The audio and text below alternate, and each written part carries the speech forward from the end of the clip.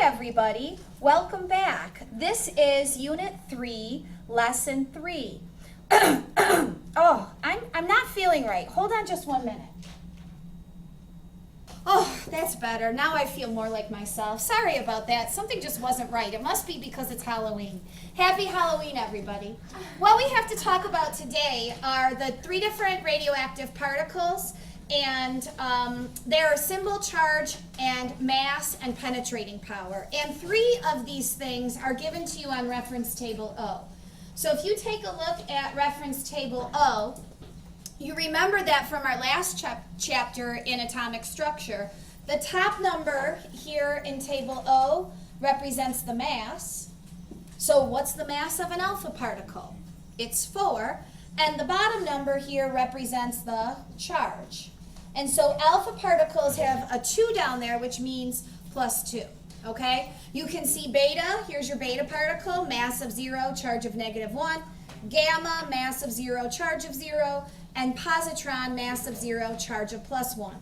And then the notation and symbolism is given here also. So out of that table that we need to complete today, there 3 of the 4 boxes are given there on table O.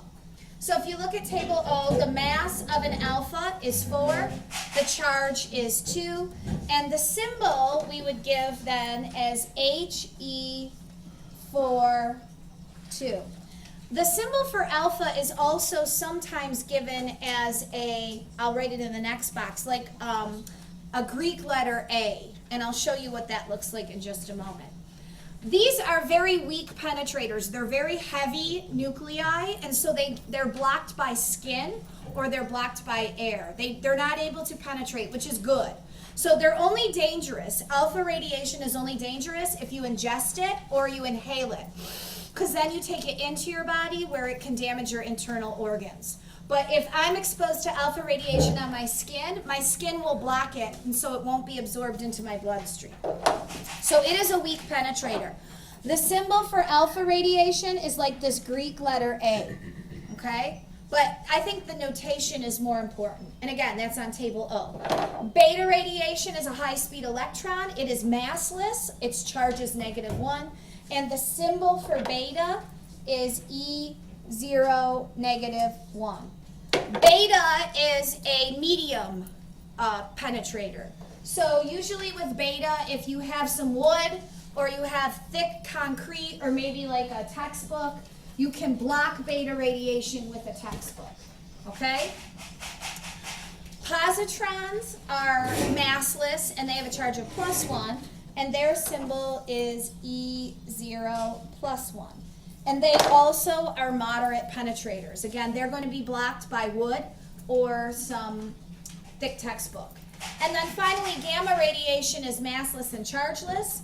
It has the symbol gamma 0, 0. So it's like an upside down breast cancer ribbon, and then a mass of 0 and a charge of 0. And these are strong penetrators. Gamma radiation is very damaging radiation because it is not blocked by your skin or wood. It is blocked by feet and feet and feet of concrete or lead. So when you go get your teeth x-rayed at the dentist, or you go, say, break your arm and you're getting your arm x-rayed, they always put that apron on you. That apron is made out of lead, and that is to protect what's underneath it from the gamma radiation, because gamma radiation can cause mutations to your DNA. So they protect you when you go get an x-ray. And that's a strong penetrator. So the symbol for beta up here is B-, the symbol for positron is B+, and the symbol for gamma is that upside down ribbon. If you take a look at your diagram, alpha would be blocked by paper, beta and positron would go through the paper but be stopped by wood, and gamma would blast through both of those and only be stopped by feet. I'm not talking like concrete like a sidewalk. I'm talking like 6 to 10 feet of concrete. Feet and feet and feet of concrete.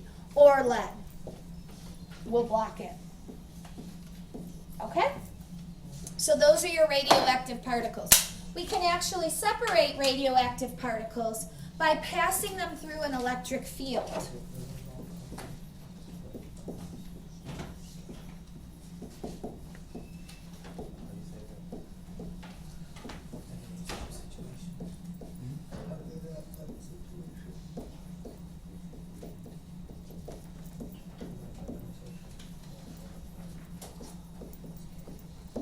Remember we did this with our proton, neutron, electron. It's really the same idea.